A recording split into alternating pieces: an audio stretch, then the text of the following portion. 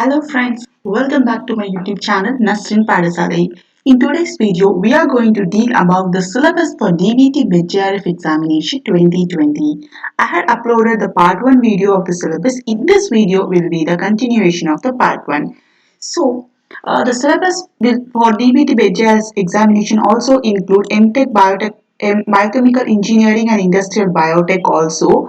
It's better if you are a BSc or an MSc biotech candidate, you better leave this particular unit because it is too tough for you to study for it. The entire process can be left in an deal, but you can concentrate on this bioprocess engineering and technology, which include fermentation technology and how antibiotic, organic acid, alcohols are produced, and the downstream processing in biotechnology. These two units will be helpful for you, and it is easy to study also. The next thing include bioinformatics and computational biology. You can expect around 2% of questions were asked from this particular thing. First, you need to know about the informations in bioinformatic resources and the database search and sequence analysis and types of matrix, structural biology and proteins. It is easy to remember and easy to study only. And then secondary structure and tertiary structure of RNA and DNA, and the drug design, which include ADMT or NCI. What is mean by NCI and PubChem, like that you need to study. The next thing is that our environmental biotechnology, which includes a type of ecosystem. If you concentrated on ecology for CSA and exam, then this unit will be easy for you guys. You need to know about what is meant by food chain, food web, biogeochemical cycle, and chemistry of organic and inorganic chemicals that are polluting the environment, and types of environmental pollution, water pollution, and how wastewater treatment system is being managed. This is very important. And the treatment of typical industrial effluents, and how municipal waste, biomedical waste, agriculture waste are being managed, and the pollution containing controlling bodies. The next thing is that what are the environmental friendly technologies and how pollution is being monitored, and about this greenhouse gas. Then they ask about what are the types of greenhouse gas, and or below the four, which is an odd one out, like that they will ask. And then marine biotechnology is an important part. Around 10% of questions will be asked from this marine biotech alone. Mostly they will ask about the marine organisms and their behavior, like about crustacean, mollusk and fishes, biology and growth and reproduction, and about the resources, that is marine resources assessment, how they are assessing the marine resources, and oceanography they won't ask that much, but they'll ask about this waste, tides, current, chemical, nutrient cycle, metal, minerals and trace element in biological, and about the resources, shellfish resources, and the types of marine microbes and their biology is very important, and how microbial assessments has been done in marine environment, like that they'll ask the methods and collection, methods of collection and enumeration, isolation and culture of microbes in marine environment, like that. And the role of marine environment, for example, what are the organisms that are involved in nitrogen fixation, and the microbes of biotechnological important, and microbial sorry, microbial interaction or indicator of pollutions. And the next thing is that artificial insemination, or how mass production of sheets has been done. And the most important thing is that marine pharmacology, what are the medicinal compound of marine flora and fauna.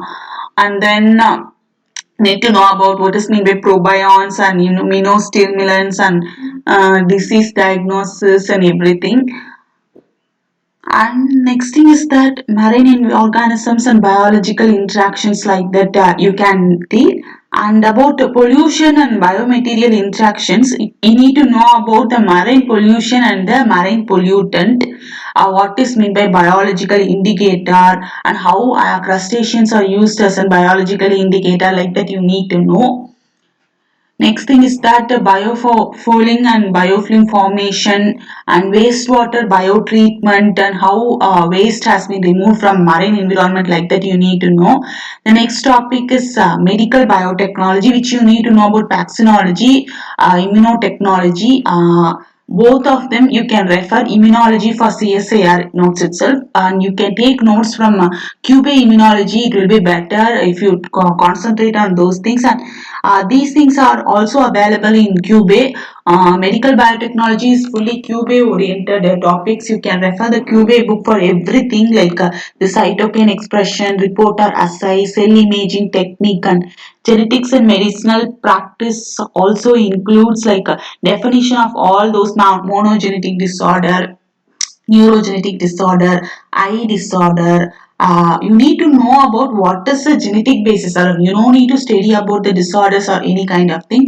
Complex polygenic syndrome, component of genetic counseling, and infections in gastrointestinal tract, respiratory system, pyrexial illness. What, for example, what is a causative organism for leishmaniasis? Like that, they'll ask you. And the next thing is that. Infection in our system, STD, host pathogen interaction, and DNA based diagnosis, antibody based diagnosis, and proteomics based diagnosis, gene therapy, cellular therapy, recombinant therapy, immunotherapy, and gene silencing technology, and human deceased gene, and everything you need to know. And molecular and human genetics is nothing but unit 8, like in inheritance biology unit is not is the thing for this particular unit. If you read entire thing, it will be a simple topic only the syllabus stands for pages and pages only.